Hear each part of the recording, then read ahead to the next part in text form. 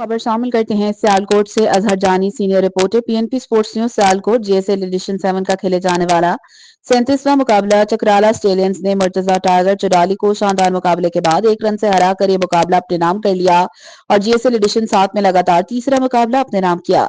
चकराला Stallions ने toss जीतकर पहले बल्लेबाजी करने का फैसला किया। मुकर्ररा ओवर में 149 रन का हदफ सेट किया, जिसमें हमाद सरवर ने 31 रन की इनिंग खेली। इनके साथ अदनान महर ने भी 32 रन बनाए। मानी गोंदल ने 3 और हारून ने 2 विकेट हासिल की।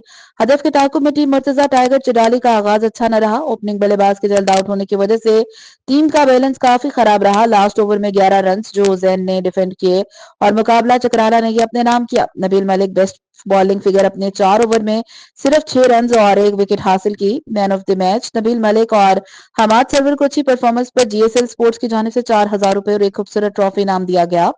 मैच जीतने पर स्पॉन्सर की तरफ से खिलाड़ियों, मीडिया एम्पायर की हौसला अफजाई की गई। तीसरी जीत हासिल करने पर चकराला स्टेलियंस को मुबारकबाद पेश करते हैं media partner PNP sports Sialkot.